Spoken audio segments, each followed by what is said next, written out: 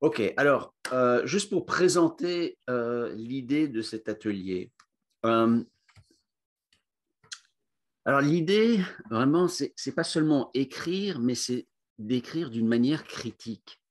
Et la question, c'est qu'est-ce que ça veut dire qu'écrire et que d'incorporer la pensée critique dans nos recherches dans les sciences humaines ou en littérature, euh, que ce soit même peut-être dans les sciences naturelles, hein, dans n'importe quel domaine, qu'est-ce que ça voudrait dire de non seulement penser d'une manière critique, mais de trouver le moyen d'exprimer ses propres recherches, de lancer ses recherches d'une certaine manière, hein, de lancer sa propre écriture euh, d'une manière critique.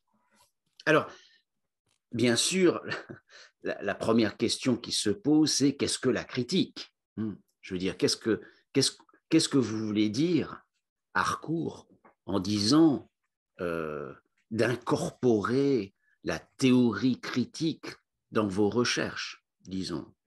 Euh, et bien sûr, ça c'est ça c'est ça c'est ça c'est une question fondamentale, mais je dirais qu'il ne faut pas se bloquer avec cette question, parce qu'en fait, ce que j'aimerais penser, c'est qu'après notre atelier aujourd'hui, après nos 4 heures de travail vraiment dur aujourd'hui, on aurait peut-être une idée différente de ce qu'est la critique même. Okay, en d'autres mots, il y a une relation entre la théorisation de qu'est-ce que la critique et la pratique d'essayer de faire de la critique, d'une telle manière que, après avoir fait cette pratique, on pourrait presque peut-être revenir sur la question de qu'est-ce que la critique. Alors, sur notre syllabus, j'ai proposé quelques textes,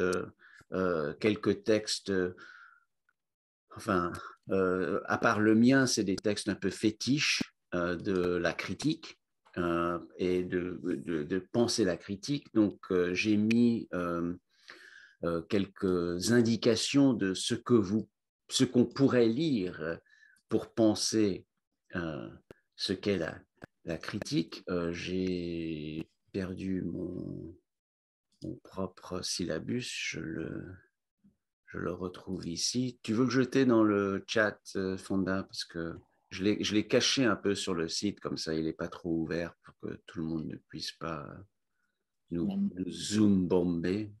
OK. Donc, j'ai mis quelques textes importants que vous connaissez probablement. Et si, vous savez, une chose, c'est, euh, ce serait trop embêtant pour chaque séminaire de refaire un peu, de retracer ces textes. Donc, si vous ne connaissez pas ces textes, je les ai décrits en longueur dans ce texte, Critique et Praxis. Euh,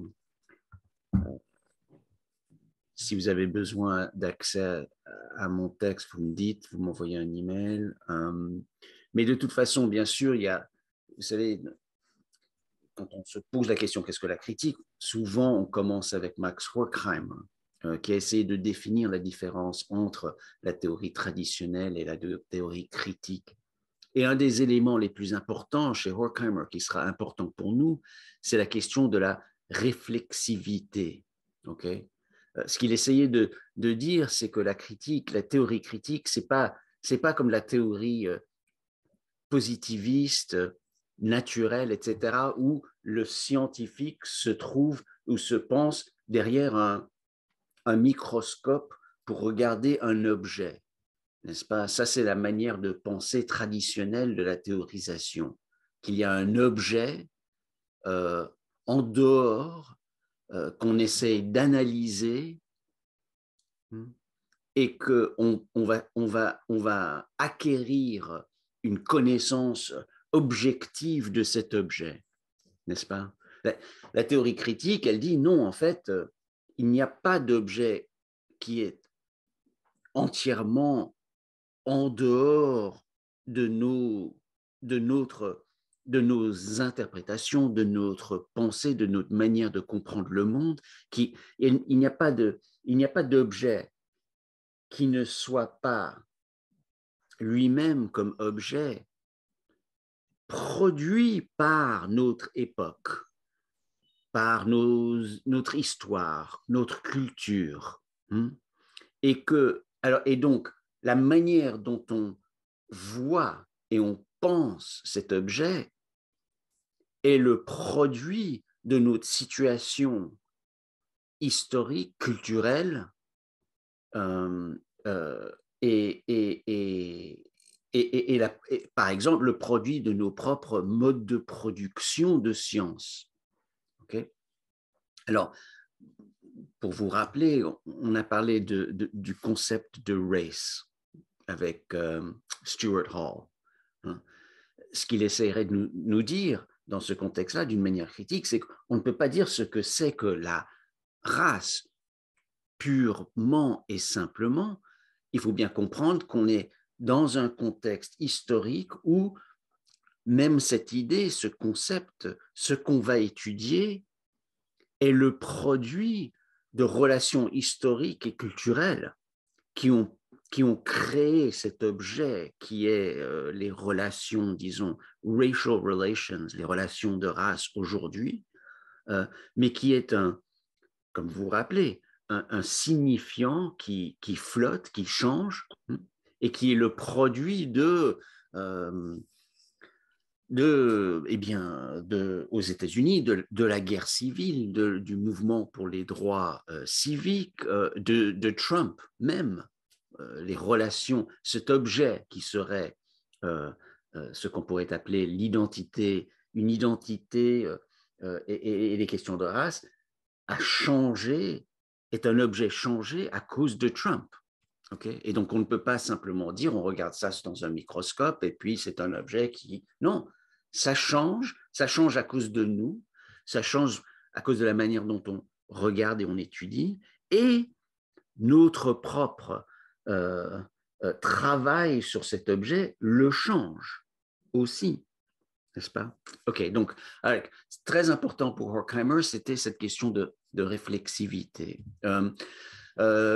Texte de Foucault, qu'est-ce que la critique? C'est exactement la question qu'on se pose. Vous connaissez bien ce texte, je l'ai mis en PDF là sur le syllabus. Qu'est-ce qu'il nous disait en 78? Lui aussi, qui cherchait à comprendre qu'est-ce que la critique. Pour lui, vraiment, c'était l'art de ne pas être gouverné de la manière dont on est gouverné. Okay? C'est ça ce qu'il dit dans ce texte, en fait. Ensuite, il nous montre que la critique, en fait, c'est l'archéologie et la généalogie. Donc, la critique, c'est Foucault.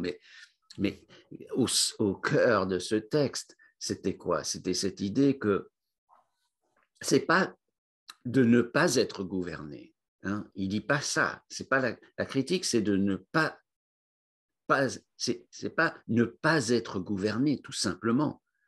Parce que d'une certaine manière, il accepte l'idée qu'on est gouverné, en fait. Mais pour lui, la critique, le mouvement critique, c'est de dire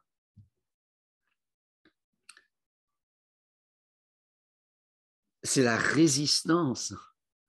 C'est la résistance à la manière dont on est gouverné aujourd'hui. OK? All right.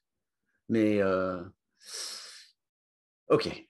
Qu'est-ce que ça veut dire, ça? C'est pas clair. Stuart Hall, on en a parlé longuement. Il nous offre une théorie critique dans ce texte. Ce texte, The Fateful Triangle, dont je vous ai parlé, qui essaie de démontrer la manière dont le concept de race est un signifiant qui change, qui se déplace d'un contexte biologique à un contexte culturel, qui incorpore toutes ces significations et qui fonctionne pour créer des vrais effets, il nous dit, ça crée des vrais effets. Right? eh bien, ça, c'est une manière de penser la théorie critique. Edward Said, Orientalism, comment il démontre le regard orientaliste qui a transformé la manière de penser l'Orient à l'Occident et qui a eu des vrais effets de colonisation. Ça, c'est une manière de penser la théorie critique. Spivak aussi, qui questionne la possibilité même de faire la critique de la manière, disons, de Foucault ou de Deleuze, n'est-ce pas? Can the Subaltern Speak de Spivak, c'est une critique cernée de Foucault qui faisait la critique sur le terrain français d'un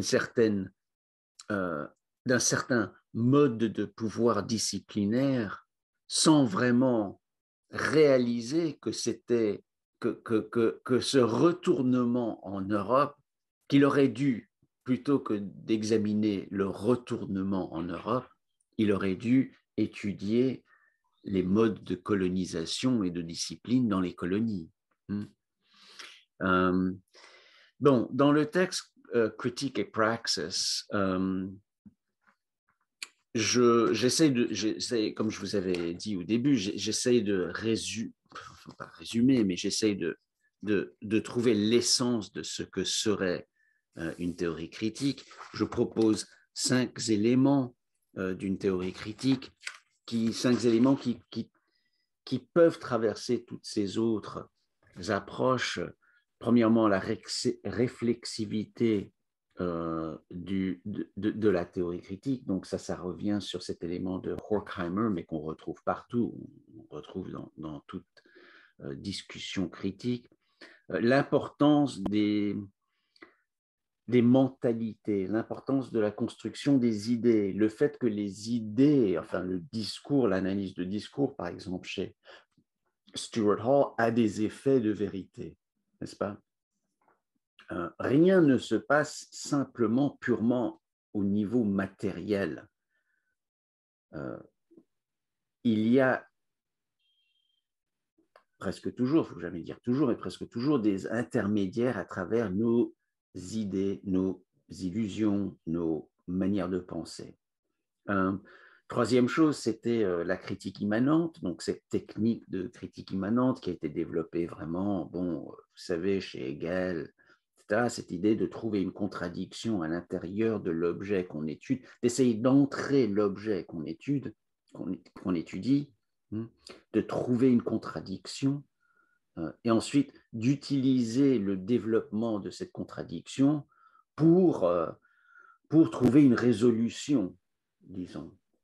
Bon, la méthode de la critique d'idéologie, que vous connaissez bien, et ça c'est tout, c'est la critique, je pense que c'est la critique de l'idéologie chez l'école de Francfort, mais c'est aussi la critique de Foucault, régime de vérité, ou savoir-pouvoir, ou bien une théorie de l'illusion. Cinquièmement, c'était la relation entre la théorie et la praxis. Dans toute théorie critique, on est en fait en train de se demander comment agir. Et de cette manière-là, il y a toujours une relation entre notre théorisation et la pratique. On n'est pas... Ça, c'est... Enfin, la thèse sur Feuerbach, on n'est pas là pour interpréter le monde. On est là pour le changer, n'est-ce pas? Ça, c'est fondamental à la critique. Et c'est ça, et sixièmement, c'est le but de l'émancipation humaine. Okay?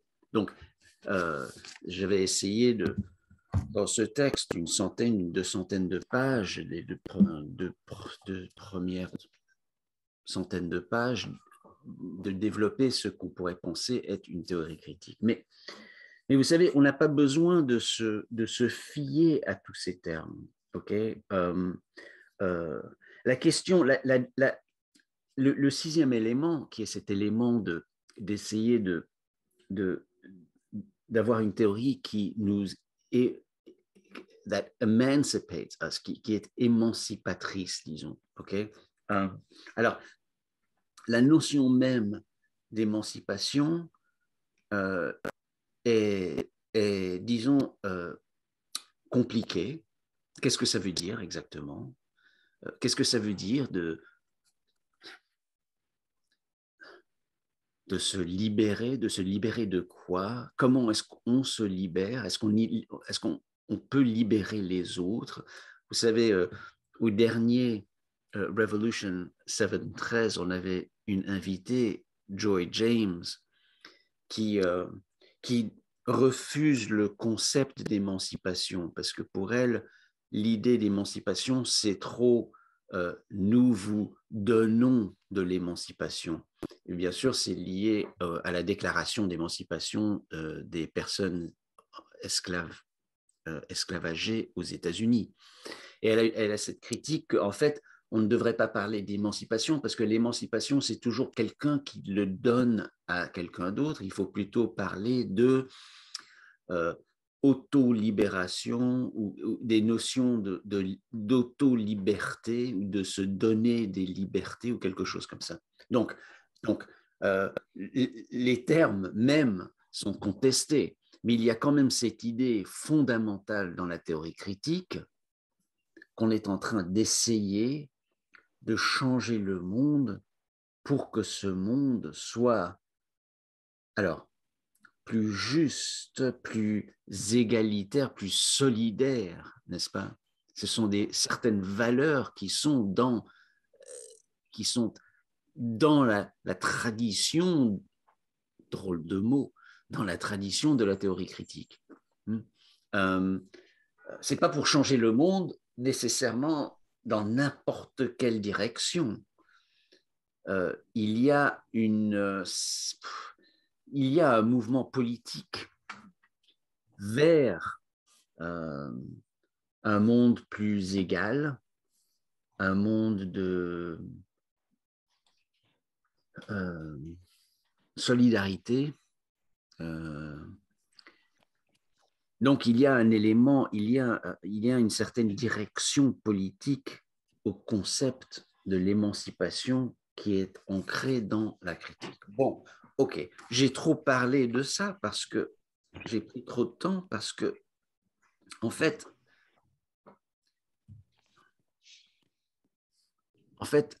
pour nous, la question, c'est qu'est-ce qu'on est en train de faire avec nos propres recherches, ok, pour qu'elles aient un aspect qu'on pense être critique, ok. Et je ne pense pas que c'est une bonne idée de se dire ah voilà la définition de ce que c'est la théorie critique et maintenant je vais faire ça dans mon travail, ok. Je crois que ça c'est vraiment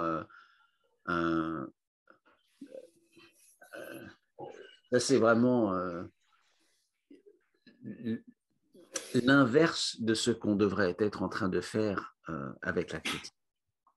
Si quelqu'un peut éteindre leur micro, ce serait bien. J'entends quelque chose qui... OK. Donc, parce que il y a beaucoup de différentes manières d'introduire la critique. Okay? On peut faire de la démonstration, par exemple. Et donc là, vous voyez, donc, il y a beaucoup de différentes manières de penser ce qu'est la critique. Il y a aussi beaucoup de différentes manières de faire la critique. On peut faire de la démonstration. Et certainement, disons, mon livre, L'illusion du marché libre, est un effort de faire de la démonstration d'une critique, d'une idée, d'un concept. Je pense que la critique de l'idéologie, souvent, traditionnellement, est une démonstration. C'est d'essayer de démontrer que certaines idées sont des idéologies. Foucault, comment est-ce qu'il procédait? Il procédait plutôt, je pense, et c'était ça le propos de notre premier séminaire, en nous donnant des expériences. Donc, ces livres étaient des expériences, non seulement pour lui, mais pour nous, qui changent le lecteur.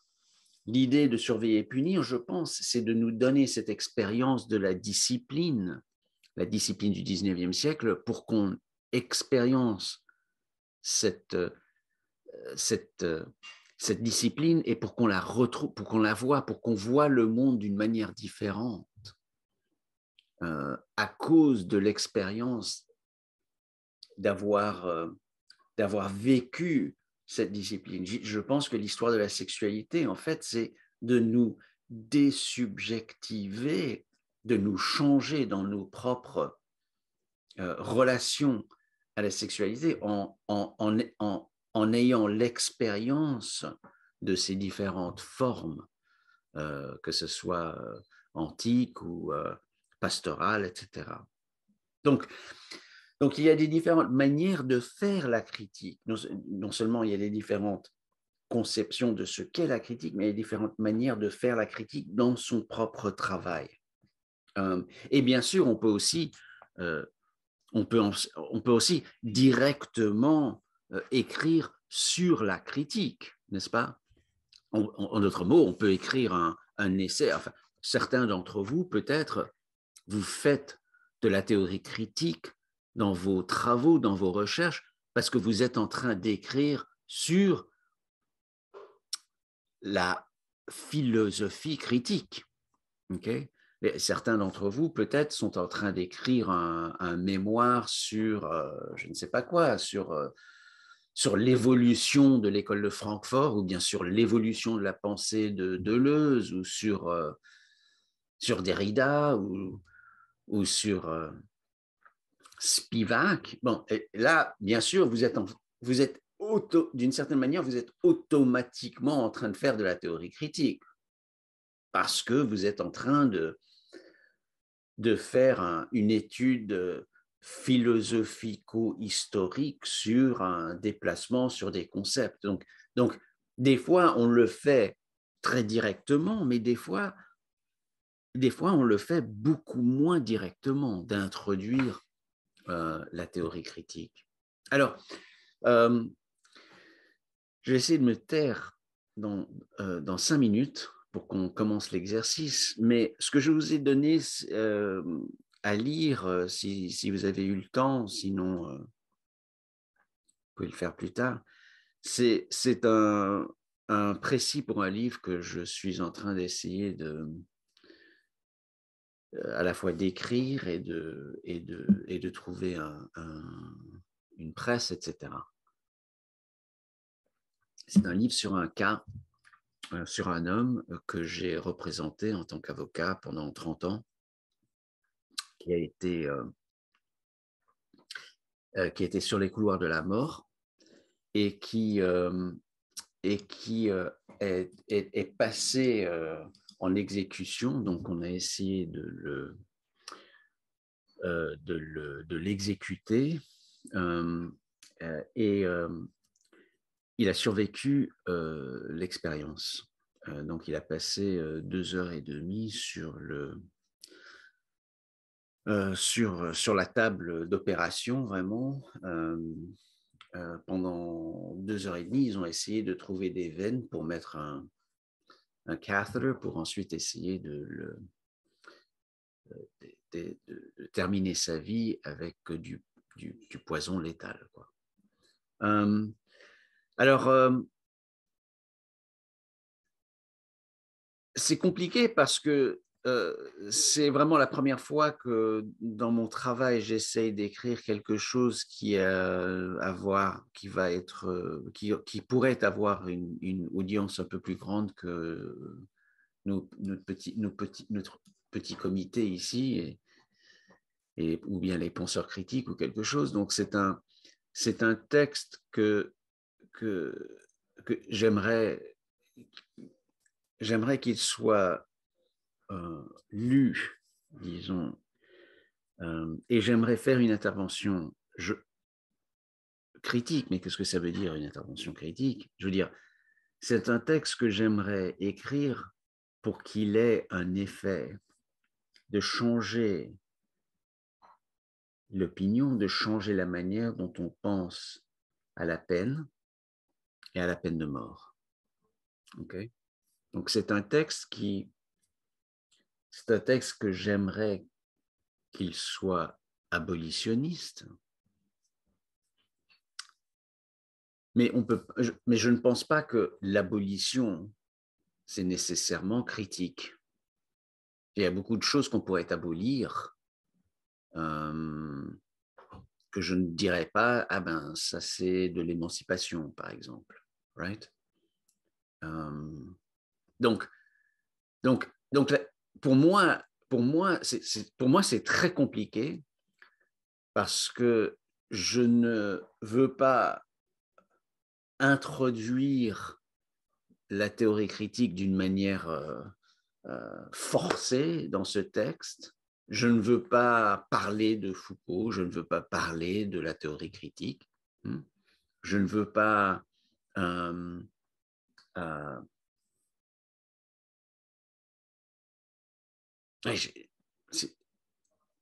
ce sera un texte pour un lecteur qui n'a pas de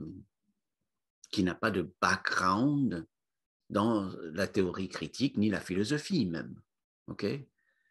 Mais pour moi, c'est un texte critique. Et donc la question qui se pose, c'est comment faire ce travail?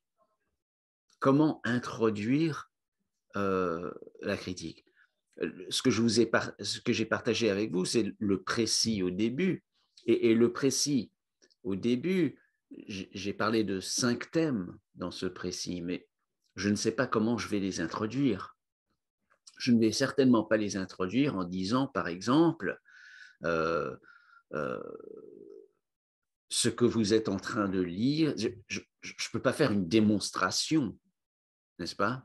Il faut que la, la, la critique